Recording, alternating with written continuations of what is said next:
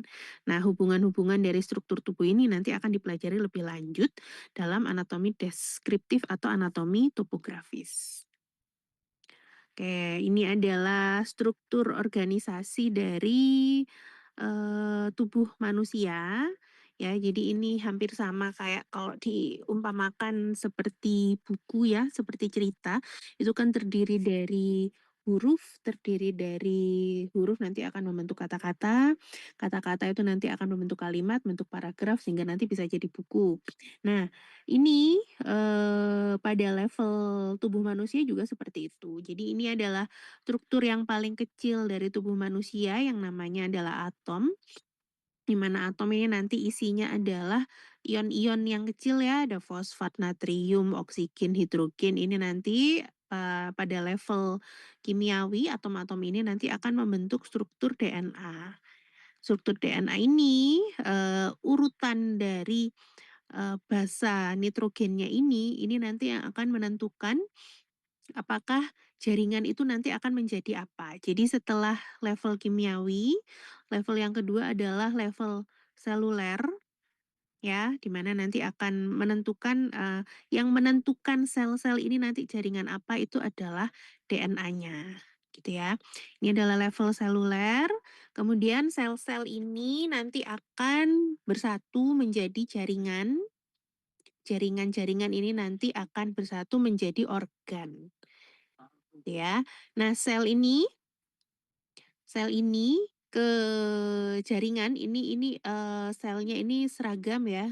Sementara kalau dari jaringan ke organ ini nanti bisa satu organ itu bisa terdiri dari jaringan yang berbeda-beda. Di sini dicontohkan di sistem di organ lambung di sini nanti akan ada jaringan otot, kemudian ada jaringan epitel, kemudian ini ada jaringan ikatnya yang menyatukan antara otot sama epitelnya gitu.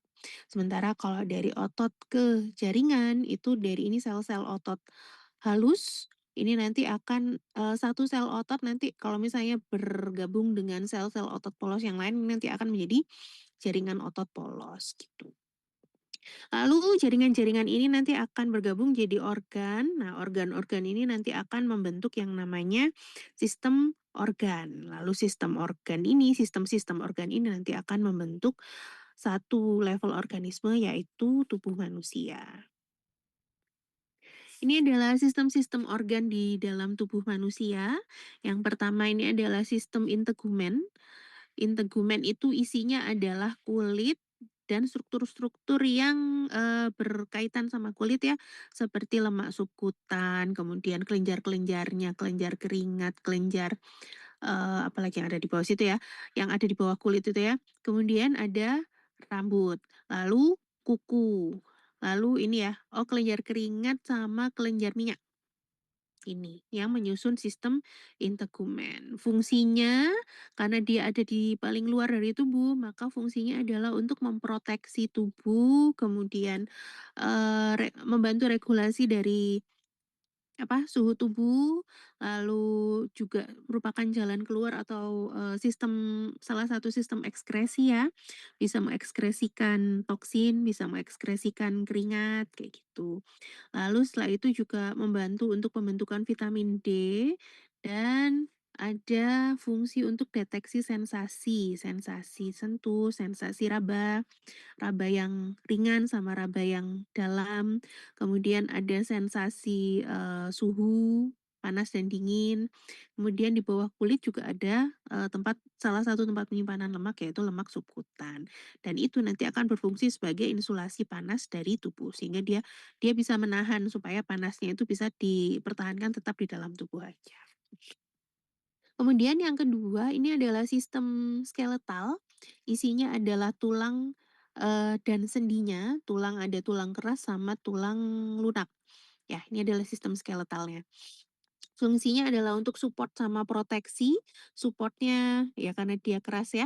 Sementara kalau yang proteksi itu yang diperankan oleh skeleton aksiale yang di sini. Aksiale yang ada di dalam rongga toraks ini ya. Di sini kan akan memproteksi isinya paru, jantung, sama yang ada di dalam rongga mediastinum sini. Kemudian di tulang-tulang panjang maaf, ini membantu pergerakan, jadi di tulang ini nanti akan nempel otot yang kontraksi relaksasi otot. Nah, ketika dia kontraksi relaksasi, dia akan menarik dari tulang sehingga tulangnya bisa bergerak. Sehingga dikatakan di sini tulang akan membantu pergerakan dari tubuh. Lalu setelah itu di dalam tulang, terutama tulang-tulang panjang, ini nanti akan ada sel-sel yang membantu untuk produksi dari sel-sel darah merah nih. Kemudian di tengah-tengah tulang panjang itu juga di sumsum tulang, kalau yang tadi produksi sel darah merah adalah sumsum tulang merah, kalau yang ini, yang deposit mineral sama lemak ini adalah di sumsum yang kuning. Ini adanya di sumsum tulang panjang sini ya, yang di skeleton, aksiale. Kemudian ini adalah sistem muskular isinya adalah jaringan otot baik, otot polos, otot rangka maupun, otot polos, ada di sini fungsinya untuk pergerakan sama karena ketika kontraksi dan relaksasi itu butuh energi, maka pasti akan terjadi metabolisme, sementara hasil sisa metabolisme adalah panas, maka dikatakan di sini sistem muskular ini juga memproduksi panas. Lalu yang mengatur pergerakan dari ini semua adalah sistem syaraf. Jadi sistem syaraf itu isinya adalah otak, kemudian korda atau medula spinalis, lalu setelah itu ada spesial sensori, organ-organ sensori khusus seperti mata dan telinga. Sini ya. Fungsinya untuk, menyuruh anggota-anggota tubuh terutama yang sadar ini, eee, otot ini untuk bisa bergerak. Kemudian untuk spesial sensorinya itu juga berfungsi untuk mendeteksi perubahan di luar tubuh ya, mendeteksi posisi tubuh, mendeteksi, suhu kayak gitu sehingga nanti bisa dikomunikasikan ke sistem syaraf supaya nanti ada, respon yang sesuai seperti itu. Termasuk responnya adalah ini sekresi dari glandula-glandula. Lalu yang berikutnya ini adalah sistem endokrin. Sistem endokrin ini isinya adalah kelenjar-kelenjar yang ada di dalam sini ya. Kelenjar, pineal, hipotalamus, pituitari, tiroid, dan sebagainya nanti bisa dibaca sendiri. Isinya adalah untuk maintenance dari homeostasis tubuh dengan cara mengeluarkan atau menahan produksi dari hormon-hormon yang ada di dalam tubuh. Lalu yang berikutnya ini adalah sistem kardiovaskuler, isinya adalah jantung dan pembuluh darah yang beredar di seluruh tubuh. Fungsinya adalah untuk mengedarkan oksigen, ngambil karbon dioksida untuk bisa ditukar dengan oksigen di paru-paru, kemudian juga mengedarkan nutrisi, eee, membawa sisa metabolisme supaya bisa dikeluarkan oleh tubuh. Kemudian yang tidak kalah penting ini juga, karena dia membawa sel-sel imun, maka dikatakan di sini sistem kardiovaskuler itu juga memiliki komponen yang bisa membantu tubuh untuk melawan penyakit, sama untuk membantu tubuh untuk memperbaiki sel-sel yang rusak, karena dia juga membawa, nutrisi terutama protein untuk ini, repair damage, sel-sel tubuh atau kalau di sini pembuluh darah yang rusak ya. Cuman semua sel-sel tubuh kalau rusak, mmm, nutrisinya itu dapatnya dari pembuluh darah. Lalu ini adalah sistem limfatik dan imunitas, isinya adalah kelenjar limfe, jadi jalurnya berbeda dengan pembuluh darah. Kalau pembuluh darah itu sistem peredaran darah tertutup, cuman dari jantung, kemudian beredar ke seluruh tubuh. Kalau yang sistem limfatik ini adalah sistem yang semi terbuka ya. Jadi, secara histologis pembuluh limfe sama pembuluh darah itu endotelnya berbeda. Kalau endotelnya pembuluh darah itu dikatakan semi permeable karena dia, epitelnya itu masih ada jaraknya, sehingga darah itu masih bisa keluar masuk tapi, tergantung berat molekulnya seberapa. Kalau yang limfe ini itu sistem, histologisnya tuh tumpang tindih begini, dan cairannya itu lebih encer daripada darah ya, sehingga cairan itu akan dengan mudah melewati sela-sela dari epitel yang tumpang tindih ini, gitu. Terus berikutnya di limfe itu juga ada membawa sel-sel B dan sel T ya, sehingga dia juga bisa membantu untuk memproteksi tubuh terhadap mikroba asing yang masuk. Isinya mulai dari atas, sini ada thymus yang nanti rudimenter ketika dewasa, kemudian ada ductus thoracic,us ini adalah, pembuluh-pembuluh limfe yang besar-besar nih ya, ductus thoracic,us, kemudian ini lymphnodi inguinalis, ini lymph vessel-nya, kemudian ini adalah organ limfatik terbesar ini adalah lien, kemudian ini ada sistem pertahanan tubuh di saluran pernafasan bagian atas, ada tonsila faringeal atau amandel ini, ada tonsila palatina atau amandel, tonsila faringeal ada di atas faring, sama ada di bawah lidah ini tonsila lingualis. Kemudian ini adalah sistem respirasi, isinya adalah paru-paru sama organ untuk ngambil nafasnya, mulai dari hidung, oral, sampai laring. Paru-paru, trakea, bronkus, paru-paru, sampai alveolus. Isinya untuk transfer udara ya, untuk memasukkan oksigen sama untuk mengeluarkan karbon dioksida. Berikutnya ini adalah sistem diges. Tadi sudah sebagian dibahas ya di level organisme tadi. Mulai dari atas ada mulut, faring, kemudian ada kelenjar aksesoriusnya, salivary gland, lanjut ada esofagus, kemudian ada lambung, usus-usus ini, lalu rektum dan anus. Lalu di bawah ada kelenjar aksesoriusnya, ada hepar, kemudian ada kandung empedu, ada pankreas di sini. Ya, fungsinya untuk memasukkan makanan sehingga nanti tubuh bisa dapat nutrisi. Nutrisinya nanti akan dimetabolisme untuk bisa jadi energi. Lalu ini adalah sistem urinari, mulai dari ginjal yang nanti akan menerima darah sehingga nanti bisa memproduksi urin.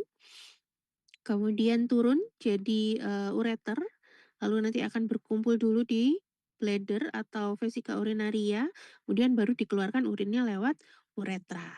Ya, fungsinya adalah untuk memproduksi urin sehingga nanti bisa mengeliminasi sisa-sisa metabolisme yang tidak diperlukan oleh tubuh atau malah kadang toksik ya, sehingga harus dikeluarkan oleh tubuh.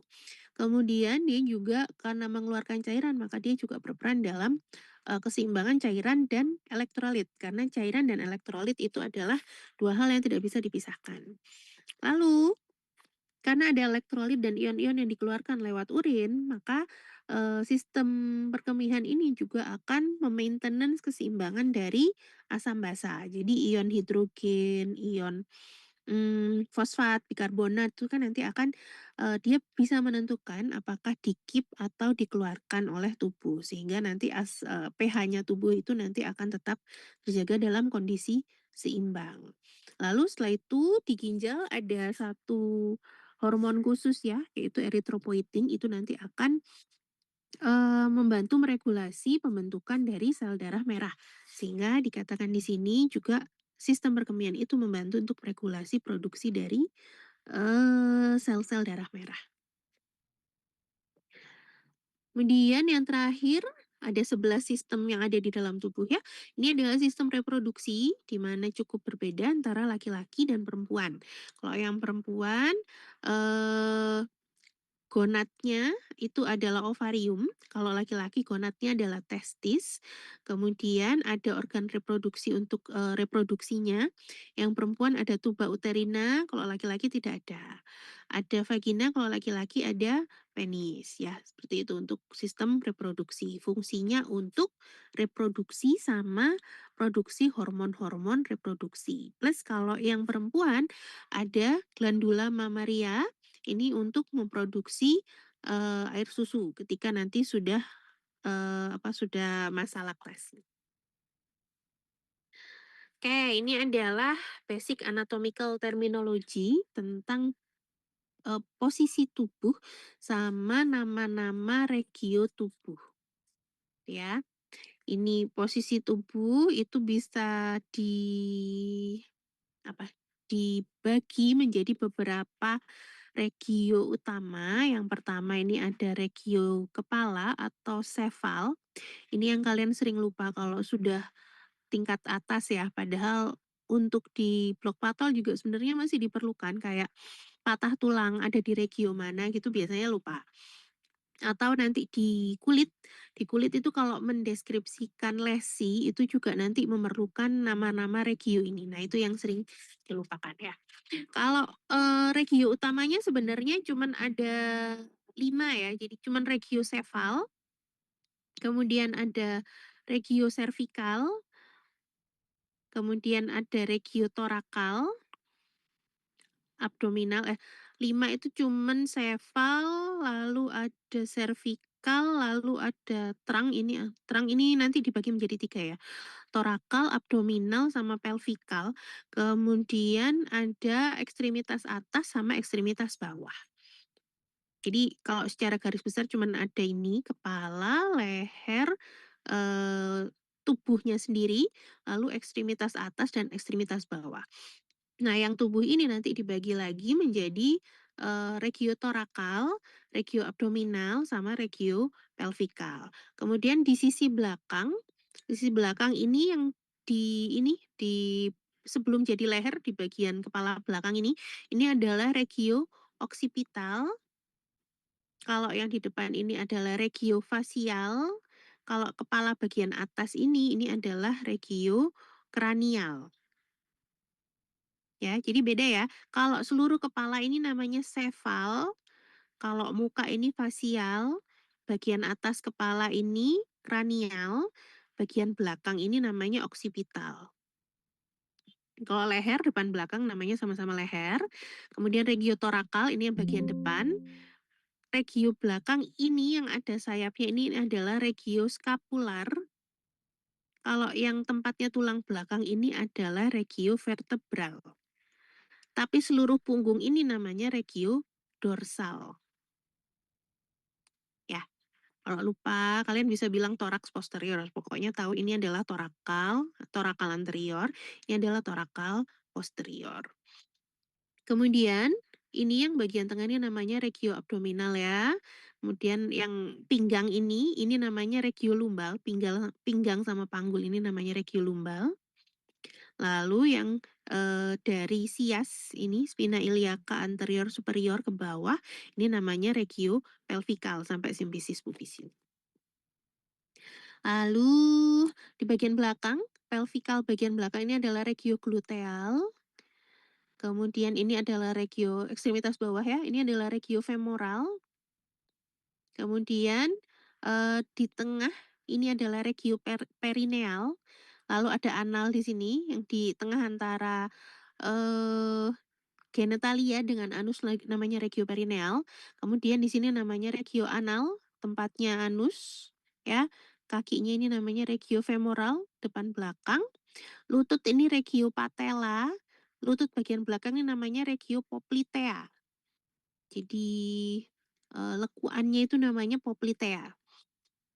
Lalu kaki bawah ini namanya regio crural yang bagian depan.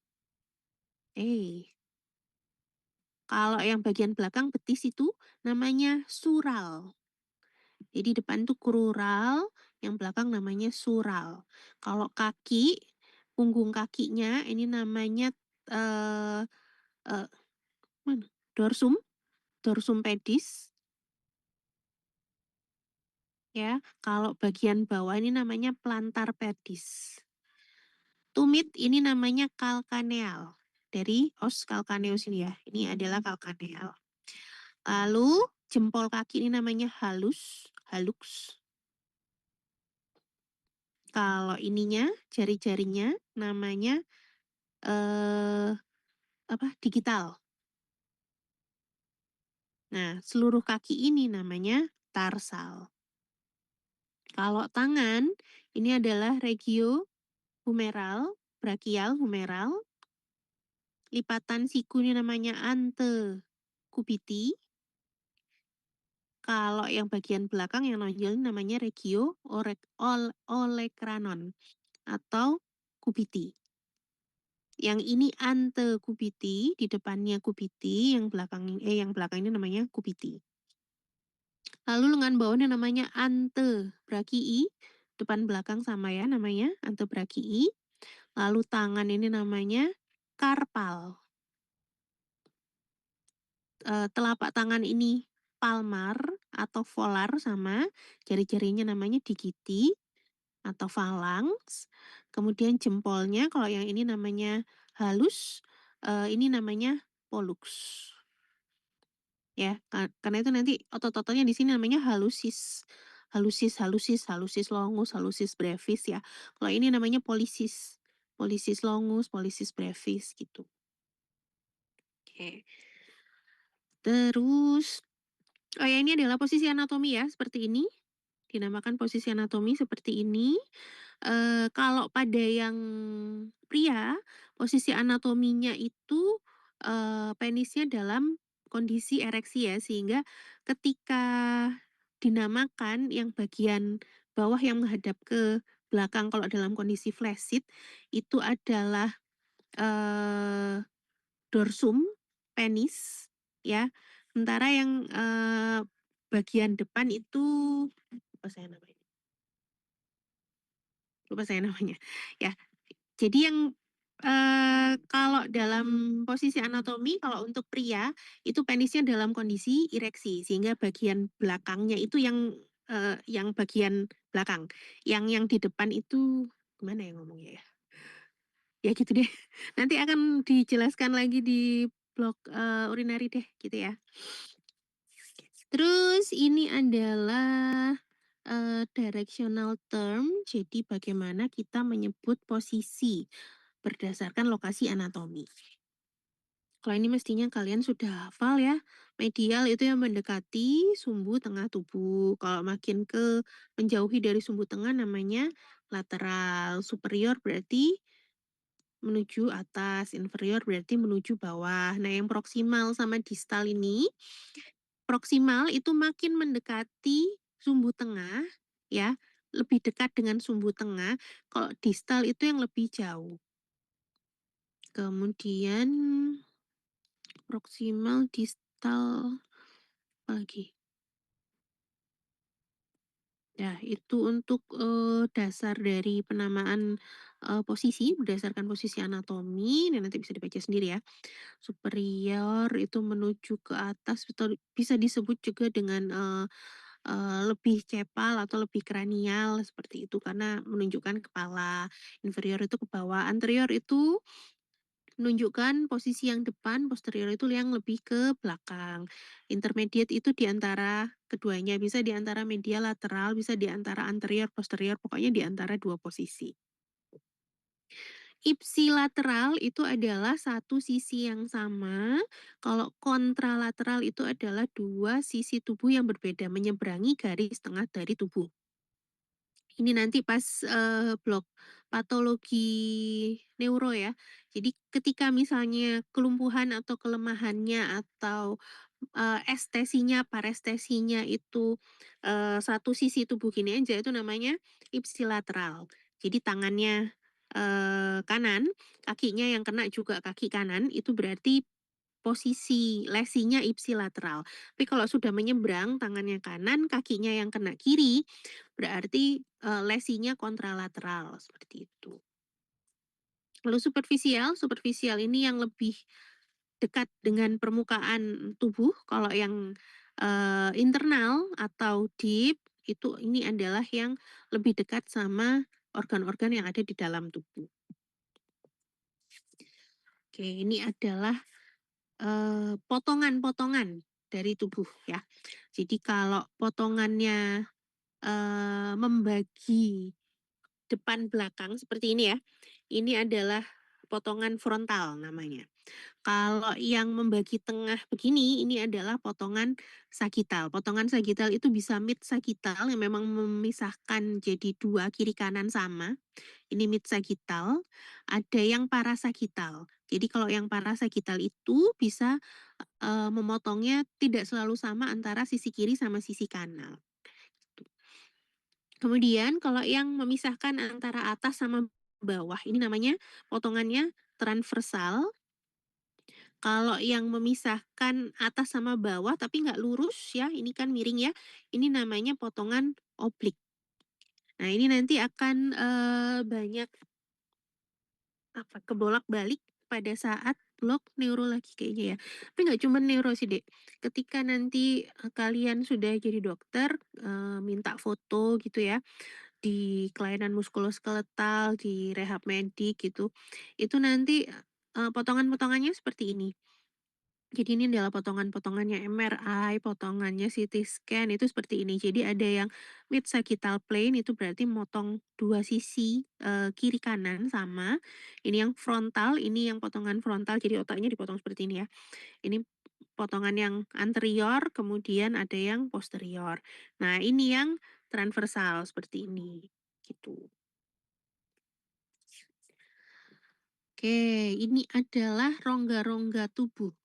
Kalau yang tadi regio, ini adalah rongga-rongga yang ada di dalam tubuh.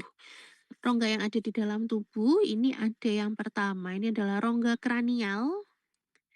Isinya ini nanti otak ya, dibentuk oleh tulang-tulang tengkorak ini. Kemudian ada rongga vertebral yang diisi oleh, medula spinalis ini, sama dibentuk oleh, vertebra thoracalis sampai lumbalis.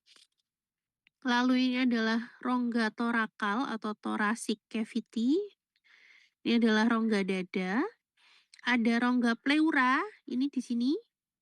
Jadi kan paru itu kan ada 2 pleura ya, pleura visceral sama pleura parietal. Nah, di antara 2 pleura itu, yang visceral itu yang nempel paru, yang parietal tuh yang nempel ke dinding dada sini. Di antara 2 rongga itu nanti akan ada di antara 2 lapisan itu nanti akan ada rongganya. Jadi dia nggak nempel begini, pleura itu ya. Pleura itu ada rongganya sedikit, isinya adalah cairan. Ada rongga perikardial itu di sini nanti,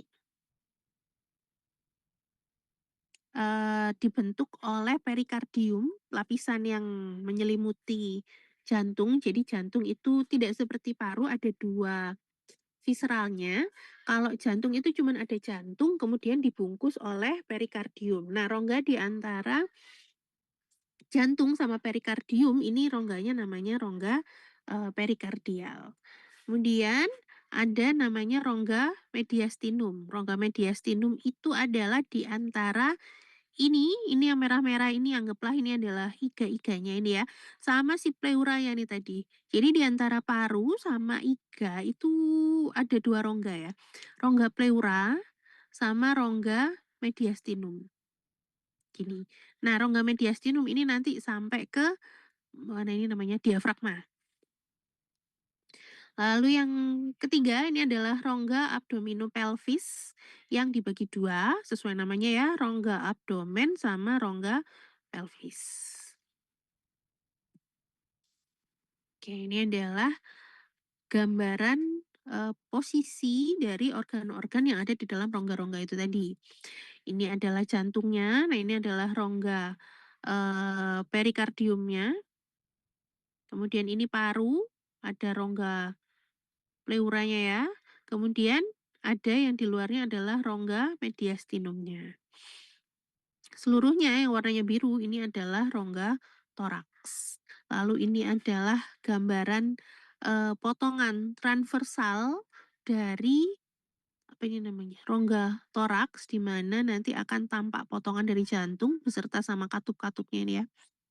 Katup-katup jantung ini adalah ventricle, ventricle kanan, ini adalah ventricle kiri. Lalu ini adalah aortanya kayaknya, ini aorta, yang ini yang pulmonal. Terus ini adalah parunya. Nah, ini potongan transversal. Jadi ketika misalnya nanti kalian minta, imaging, CT, MRI, atau yang lain itu kalian harus menyertakan maunya potongan apa, sagittal kah, transversal kah, atau oblik kah, kayak gitu ya. Tergantung nanti, eee tergantung nanti posisi yang mau kalian lihat di mana. Jadi kayak misalnya ada massa gitu ya di paru, di dekat sama bronkus, maka, potongan yang terlalu ke atas, transversal yang terlalu atas itu nanti tidak akan bisa mengekspos massa yang ada di dekat bronkus itu, kira-kira seperti itu. Kenapa kok harus ada, pemotongan-pemotongan secara anatomis ini. Oke, ini adalah pembagian yang lebih kecil-kecil lagi dari rongga-rongga yang ada di dalam tubuh. Mestinya kalian juga sudah pernah dapat ini ya. Ini adalah rongga abdomen. Ya, di mana rongga abdomen itu isinya adalah mulai dari di bawah diafragma sampai di atasnya kafum pelvis. Ya, di atasnya pintu atas panggul. Kalau pembagian yang lebih detail itu ada 9 regio, di mana yang tengah ini namanya regio umbilikal. Atasnya ini yang sering disebut regio uluati ini adalah epigastrium. Di kiri kanannya epigastrium itu adalah hipokondrium, kiri dan kanan. Kemudian di kiri kanannya umbilikus, ini adalah regio lumbal, pinggang kiri dan kanan. Lalu ini adalah regio kalau apa saya? Pelvis ya. Regio pelvis. Kiri kanannya adalah regio inguinal kiri dan kanan. Di sini kalian bisa lihat ini adalah kurang lebih isinya organ yang ada di dalamnya. Jadi kayak misalnya orangnya mengeluh ada nyeri di ulu hati, maka organ yang kemungkinan bermasalah itu bisa mulai dari lambung, ini apa ini namanya gallbladder, bisa juga jantung ini posisinya masih di sini nih si jantung. Ya, kalau misalnya yang sering lagi di sini ya ngeluh nyeri, ini adalah tempatnya appendix. Kalau di sini, ini tempatnya segala macam ini ya. Ini ada usus besar, usus kecil kayak gitu. Jadi fungsinya untuk menentukan kira-kira organ mana karena saking banyaknya organ yang ada di abdomen ini ya. Sehingga dan rasa nyerinya tuh biasanya direfleksikannya itu ke kulit yang ada di atasnya sehingga pembagian regionnya kurang lebih seperti ini. Gitu. Ini pembaginya adalah kalau yang ini dari eh lupa saya dari sias kalau nggak salah dari sias ke atas, sias kiri kanan ke atas untuk garis vertikalnya. Sementara kalau garis horizontalnya ini yang ada ini adalah titik terendah dari diafragma, kemudian ini juga dari sias. Jadilah 9 regio. Kemudian ada juga yang membagi menjadi 4 regio. Kalau 4 regio itu cuman kiri kanan atas bawah ya. Jadi cuman atas regio atas kanan, regio kiri atas, regio kiri bawah, regio kanan bawah gitu aja. Ini juga adalah penggambaran bagaimana organ-organ ini ada di 4 regio tersebut. Oke. Ini sumber yang saya pakai, nanti kalian bisa membaca yang versi lebih panjangnya. Ada yang mau ditanyakan dulu?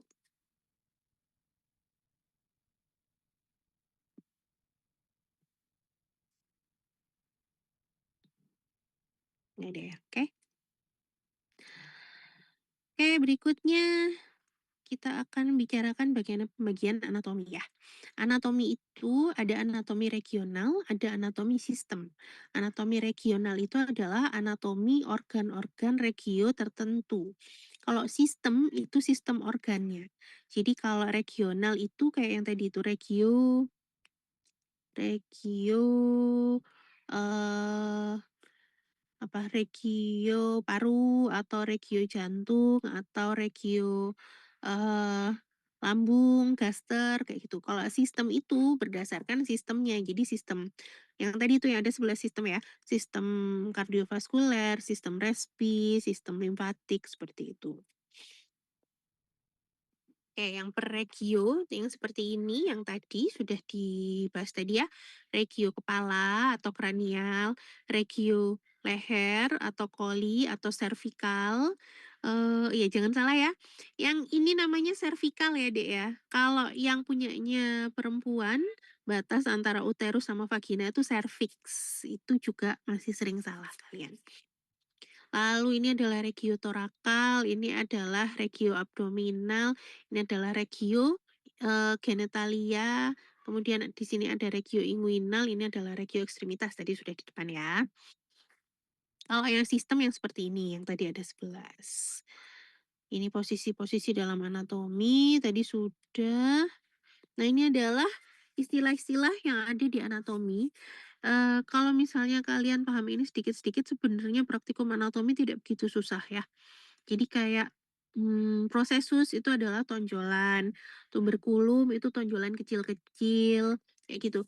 Ini ductus itu artinya lubang, visura itu ada celah-celah atau retakan, foramen itu adalah lubang tapi ada terowongan, jadi nyambung lubangnya, manjang.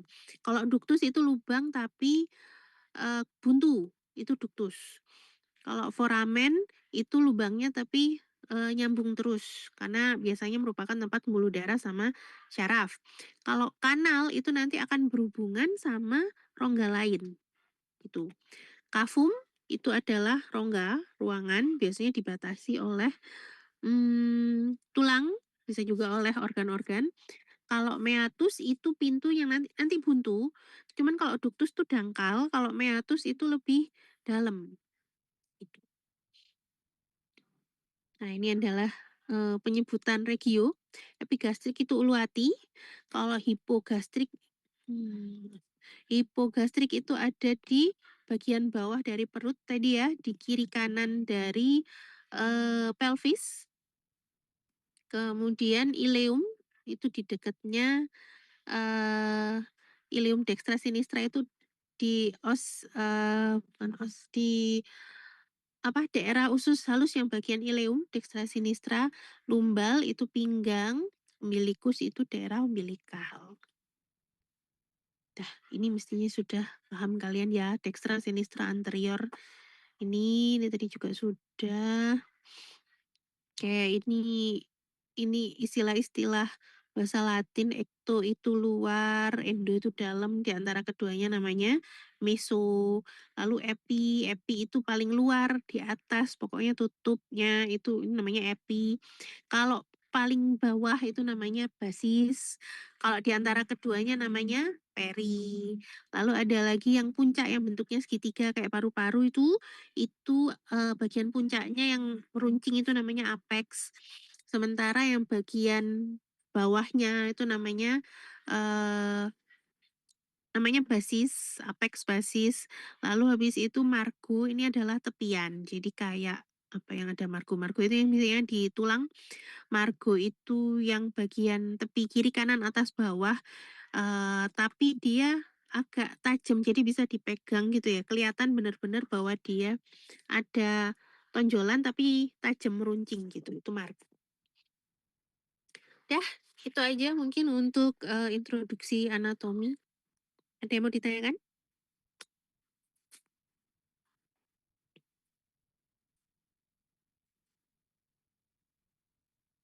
Mungkin belum ada, dokter. Ya sudah.